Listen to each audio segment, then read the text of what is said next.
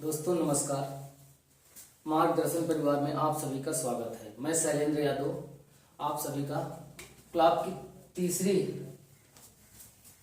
तीसरी क्लास में सभी का स्वागत करते हैं। आज पार्ट 3 इसी का होगा। पार्ट 2 में क्वेश्चन छूट गया था जो बताया था कि पार्ट 3 में या तीसरी क्लास में उसे हम बता देंगे। तो अभी तक जो हुआ है समकोण त्रिभुज के बारे में कि 2 या 3 बजे के बीच, 4 या 5 बजे के बीच कितने डिग्री का कोण बनेगा। तो अब आते हैं, देखते हैं कि जब दो सुइयां एक दूसरे के विपरीत होंगी तब कितने डिग्री का कोण बनेगा। ये सिर्फ बचा था, तो आइए देखते हैं। चर्चा पूरी हो गई थी। 180 डिग्री बराबर 30 मिनट हम आप लोगों को बताए थे कि या दोनों गली के दोनों सुइयों के बीच 30 मिनट का फासला कह दें या कह दें 180 डिग्री का कोण बन रहा है। ठीक है, आप सीधे क्वेश्चन पर चलते हैं। पूरी चर्चा दूसरे वीडियो में हो गई थी। आइए देखते हैं। आपको जैसे क्वेश्चन दे दिया जाए, बोला जाए 4 और 5 बजे के मध्य, 4 और 5 बजे के मध्य कब दोनों सुइयों के बीच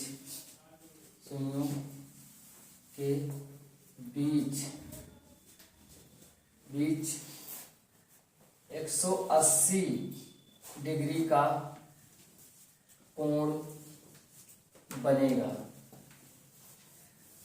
ठीक है, तो देखिएगा 4 और 5 बजे के मध्य हमने बताया है कि 12 घंटे में 11 बार दोनों सुइयां एक दूसरे के विपरीत होती हैं। ठीक है, तो आपके पास है 4 और 5 बजे का समय।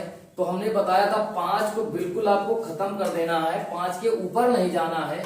4:01 से लेकर के 4:59 के बीच के ही समय का बीच का जो समय रहेगा उसी के बीच जो कोण बनेगा उसी के विषय में हमें चर्चा करनी है, वही बताना। तो आइए देखते हैं। 4 को सबसे पहले 5 से गुणा कर देंगे, मिनट में कन्वर्ट हो जाएगा, तो हो जाएगा 4×5 = 20। ठीक है, और देखिएगा जब 180 डिग्री का कोण बनता है दोनों सुइयों के बीच तो फासला होता है 30 मिनट का। तो एक बार इसी में 30 प्लस कर देंगे और एक बार इसी में 30 माइनस कर देंगे। उसके बाद 12/11 से गुणा कर देंगे, 12/11 से। ठीक है, 30 20 50 और 12/11। तो देखिएगा अब 50 को 12 से गुणा नहीं करेंगे, डायरेक्ट यहां से 11 का पहाड़ा 50 में पढ़ते हैं। तो 11 चौके 44, 4 बार गया, कितना बचा 6। 44 6 50 होता है 6/11, 50 और 4 54, और कितने बचकर 4 बचकर। इसका आंसर आएगा 4:54 सही 6/11। और यहाँ पर देखिएगा ये माइनस में जा रहा है। माइनस में जाने का मतलब आप समझ जाएंगे कि 4 बजे से पहले का समय दे देगा। तो तब 4 बजे का 3:59, 3:55, 3:50 इसका समय देगा। तो ये आंसर हमारा नहीं होगा। और वैसे भी मैं बता भी चुका हूं यहाँ पर प्रत्येक घंटे में एक ही बार एक दूसरे के विपरीत होंगी, तो ये आपका आंसर नहीं होगा। एक ही बार आपको करना है। तो आपका सही आंसर 4:54 से 6/11 हो जाएगा। आ गया समझ में? चलिएगा इसे स्क्रीनशॉट ले लेते हैं। तो एक क्वेश्चन और करवा देते हैं, ले लीजिएगा।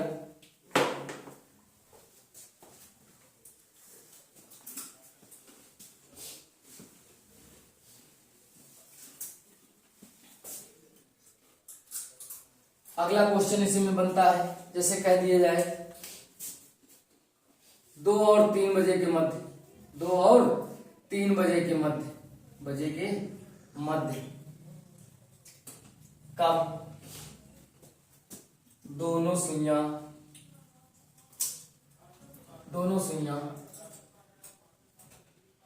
एक दूसरे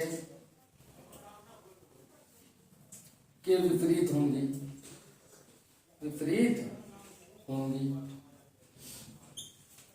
क्वेश्चन में बात वही है। यहाँ पर कहा गया 2 और 3 बजे के मध्य कब दोनों सुइयां एक दूसरे के विपरीत होंगी। विपरीत का मतलब ही होता है कि 180 डिग्री का कोण। जैसे आप लोगों में छोटी क्लासों में बोल दिया जाता था कि आप 180 डिग्री का कोण बनाइए चांदा और पटरी की सहायता से। तो आप कुछ नहीं करते थे, सीधी लाइन खींच देते थे, ये 180 बन जाता था। ये हमारे जो वृत्त को 2 भागों में डिवाइड करता है, 180 180 करके टोटल 360। तो आइए बात वही हुई। तो 2 और 3 है। फिर इसी में हमने बताया है कि 3 से ज्यादा लेना देना नहीं है, आप समय पकड़ना होगा। 2 ये अभी घंटे में है, इसे मिनट में कन्वर्ट करेंगे तो 5 से गुणा कर देंगे। 2 पंचे 10। और क्या करना है, फासला कितने मिनट का है, कोण 180 डिग्री, तो फासला 30 मिनट का। तो 30 उसमें ऐड कर देंगे, तो 30 और 20 होता है 50। इसे 12/11 से गुणा कर देंगे। तो देखिएगा, तो 11 चुके 44, आगे 6, तो 6 आप लिख देंगे ऐसे, 6/11, 6 बचा, और 50 और 4 54, और कितने बचकर 2 बजकर 54 सही, 6/11। कोई फर्क नहीं है इस सवाल में, कोई फर्क नहीं है। कहने का मतलब 2 और 3 बजे के मध्य चाहिए कहे कि दोनों सुइयां कब एक दूसरे के विपरीत होंगी, और या आप यूं कह लीजिए कि कब 180 डिग्री का कोण बनेगा। कोई अंतर नहीं होता है, कैसे भी क्वेश्चन आए आपको ऐसे ही करना है। आपको समझना होगा कि 180 डिग्री कहे या एक दूसरे के विपरीत कहे। चलिए ठीक है, आप भी स्क्रीनशॉट इसका भी ले सकते हैं।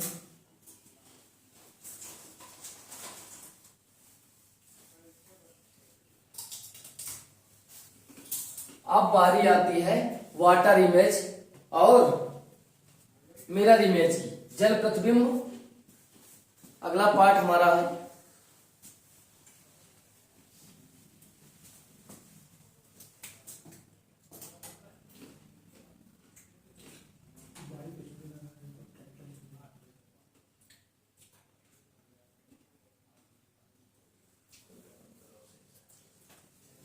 जल प्रतिबिंब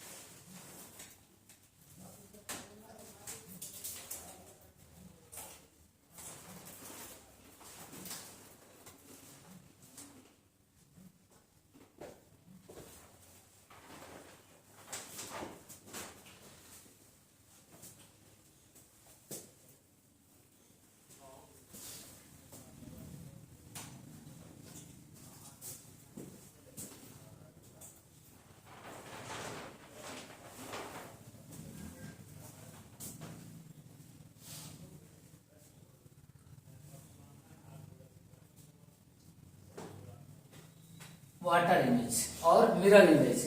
देखिएगा, अब इस तरह का आपको क्वेश्चन दिया जाता है।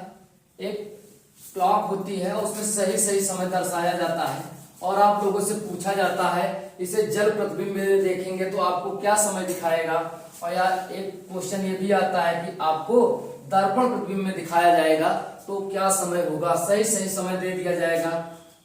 तो आइए देखते हैं।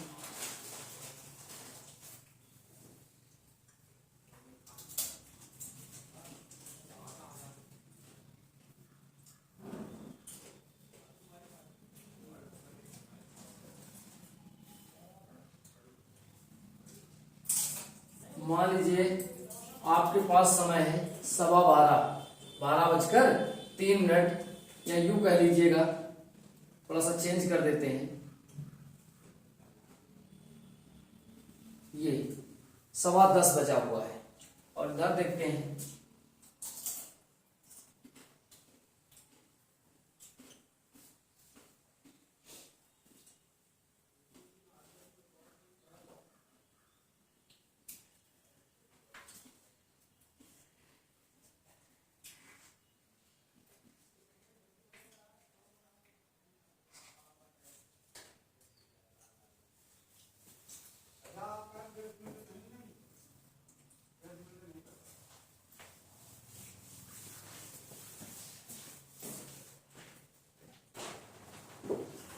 आइए बात करते हैं सही समय। ये क्लॉक में हमें समय दिख रहा है 10:15। अगर आपसे पूछा जाएगा, जब आपको सही समय क्लॉक दे दिया जाएगा और बोला जाएगा 10:15 है, घड़ी में सही समय 10:15 है, इसे हम वाटर इमेज में या जल प्रतिबिंब में देखेंगे तो हमें कैसा समय दिखाई देगा। तो आपको करना क्या है, इसके लिए जो समय दिया जाएगा उसे आपको 18:30 या 17:90 से घटाना है। तो जो समय दिया गया है सही समय 10:15 दिया गया है, इसे आपको 18:30 या 17:90 से भी आप इसे घटा सकते हैं। 18:30 घटाइएगा, 30 से 15 जाएगा 15 और 18 से 10 जाएगा 8:15।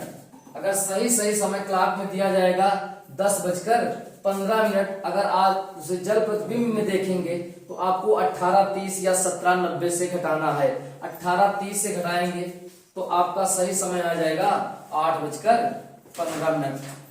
आया समझ में? चलिए एक क्वेश्चन और दे रहे हैं, आप लोग करिएगा। सही समय आपका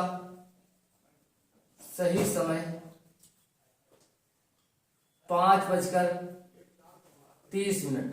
इसे 5:30 दिया गया है, इसे हम जल प्रतिबिंब में देखेंगे तो हमें कैसा समय, क्या समय दिखाई देगा। तो इसके लिए भी वही 18:30 जो दिया गया समय है 5:30, इसे 18:30 से घटा देंगे तो क्या आ जाएगा, 0 से 0 हो जाएगा, 18 है, 18 में से 5 जाएंगे 13 का मतलब क्या होगा, 1 बजे हुए हैं। 12 के बाद 13 5 18 होता है, कहने का मतलब 11 बजे होंगे, या 13 को आप मान लीजिएगा 1 बजे।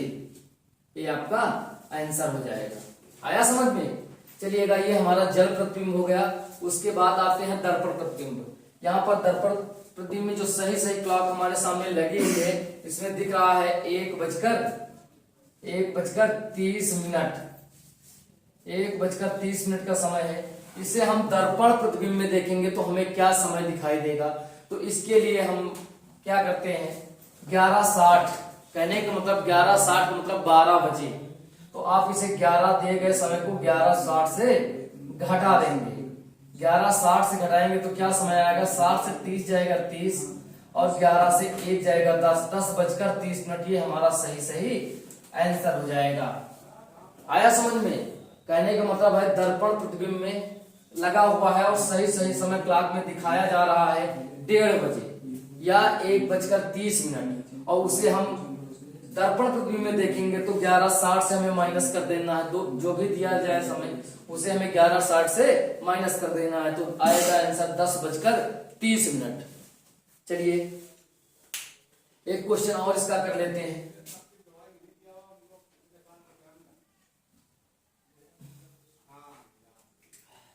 मान लीजिए एग्जाम में आपको फिर से दे दिया गया, कहा यह जाए 10:25। सही घड़ी में आपको दिखाया जा रहा है। यदि इसे हम दर्पण प्रतिबिंब में देखेंगे तो क्या समय दिखाएगा।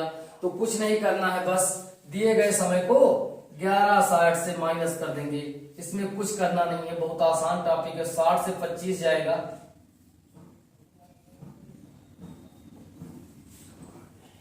35 और इधर 11 से 10 जाएगा 1:35 दिखाएगा।